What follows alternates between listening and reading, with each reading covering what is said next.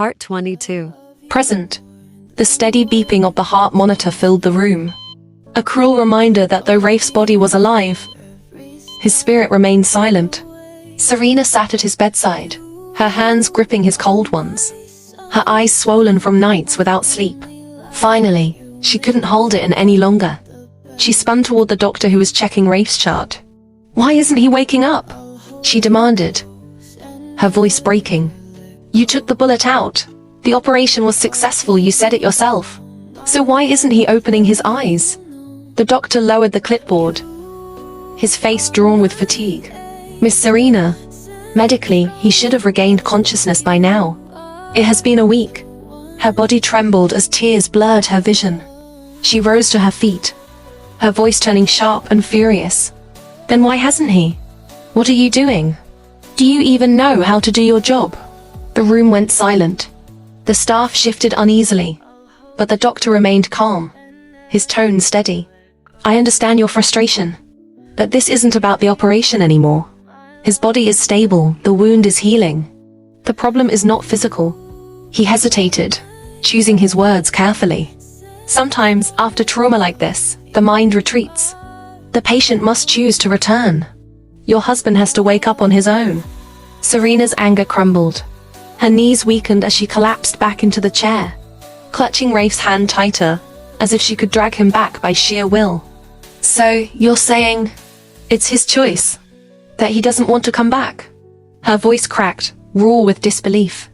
Her father, who had been standing quietly by the door, finally crossed the room. He placed his hand on her shoulder, steady but heavy with sorrow. "Maybe we should transfer him," Serena said quickly, turning to her father, desperation flooding her tone. "Another hospital, better doctor, someone who can fix this." The doctor shook his head. "Changing hospitals won't help. He isn't fighting his body anymore, he's fighting himself. The only one who can bring him back is him. He has to wake up on his own." The words shattered her last thread of composure. Tears spilled freely as she buried her face against her father's chest. "It's all my fault," she whispered brokenly. "If it weren't for me, he wouldn't have been shot. If I had been smarter, faster, none of this would have happened." Her father's arms closed around her, pulling her into a firm embrace. "No, Serena. Don't blame yourself. You did nothing wrong. This is not your fault." But she shook her head against him, her sobs muffled. "He's in here because of me. And now he doesn't even want to wake up." Her father's eyes softened as he looked at the boy lying unconscious on the hospital bed. He stroked his daughter's back gently, whispering words that were more for her than for himself. "He will wake up. For you." And in the quiet hum of machines, Rafe lay unmoving. Rafe Dream continues.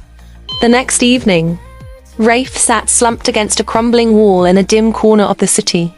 His knees were drawn up, his head resting on them as he stares. His stomach growled, hollow and painful.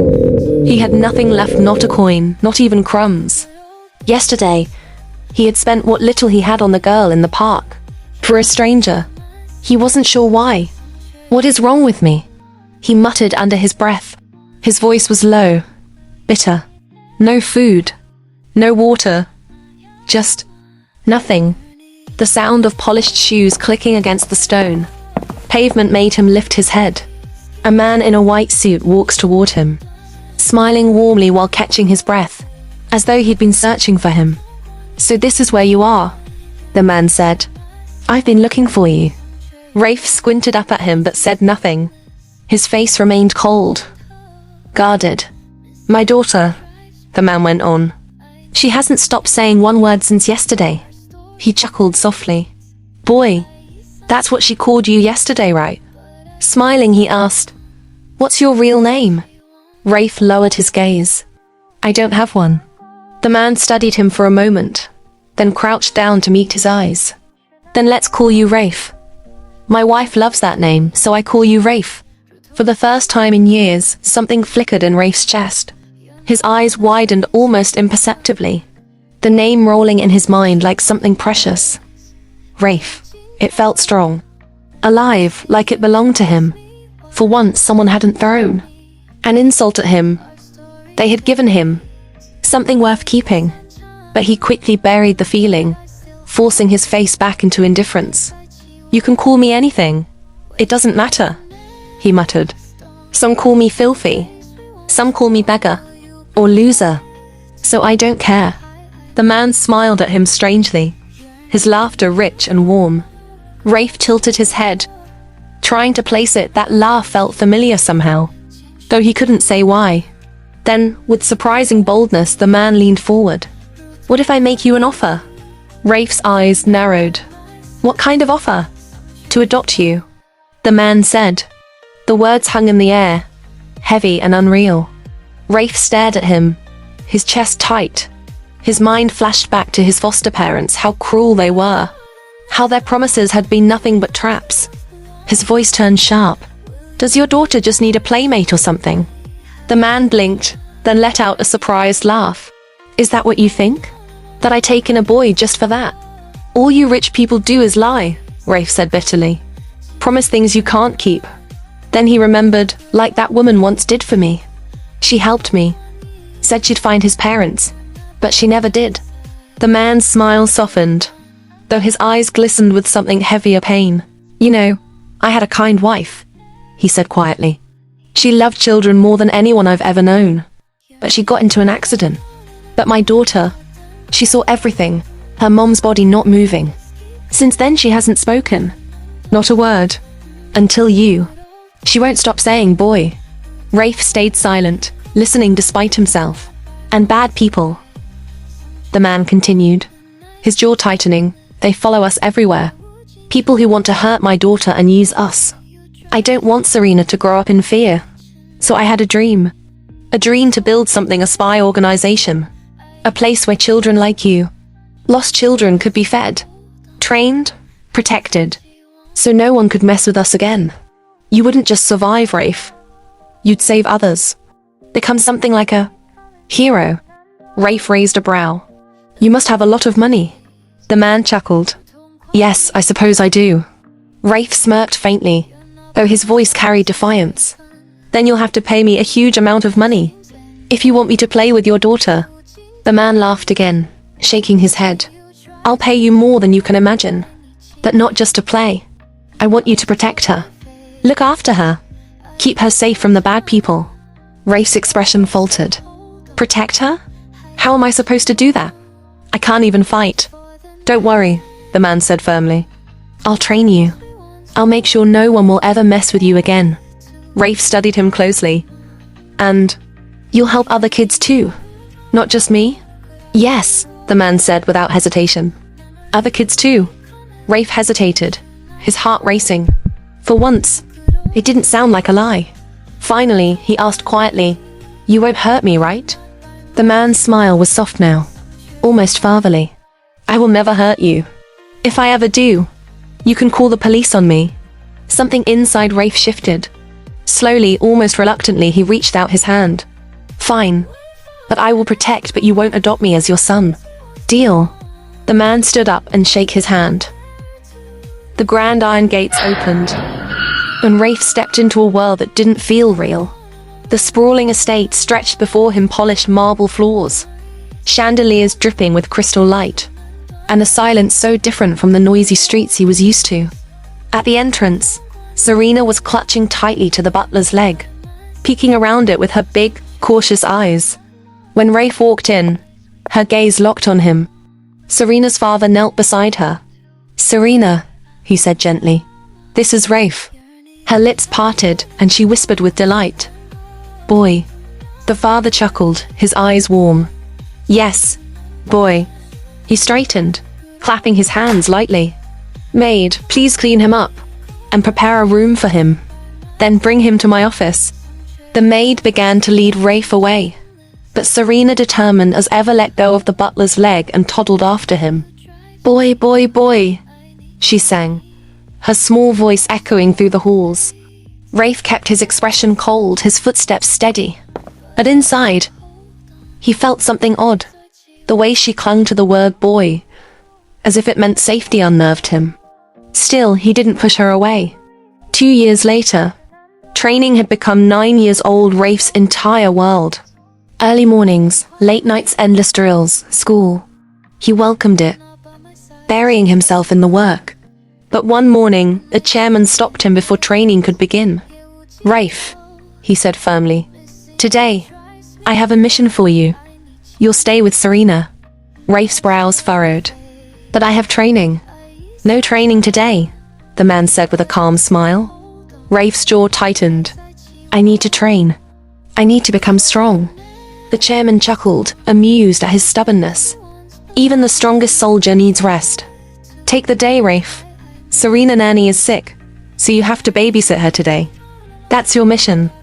Rafe hesitated, remembering back to the last time he stayed with Serena, when she had roped him into playing tea parties with her dolls. He nearly shivered at the thought. Still, he finally muttered, "Fine, just today." The chairman grinned. "Good boy. And remember, you know what to do if anything happens, right?" Rafe repeated automatically, like a soldier reciting orders. Through the elevator, to the study, hidden lock cabinet, code 2805. Serena's birthday. Excellent. The man's eyes softened. Take care of her. Minutes later, Serena's room. Rafe peeked in quietly. Serena sat with her back to him.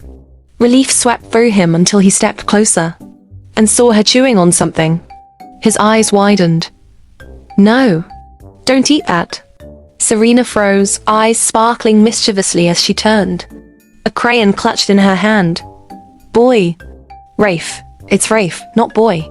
Serena shook her head, lips curving into a pout. "No, you boy." Rafe sighed, half frustrated, half amused. "Yes, I'm a boy, but my name is Rafe now." She crossed her little arms, stubborn as a stone. "No, you boy." Rafe stared at her. He didn't argue further. She hopped up and held out her drawing proudly. It was crude but full of color.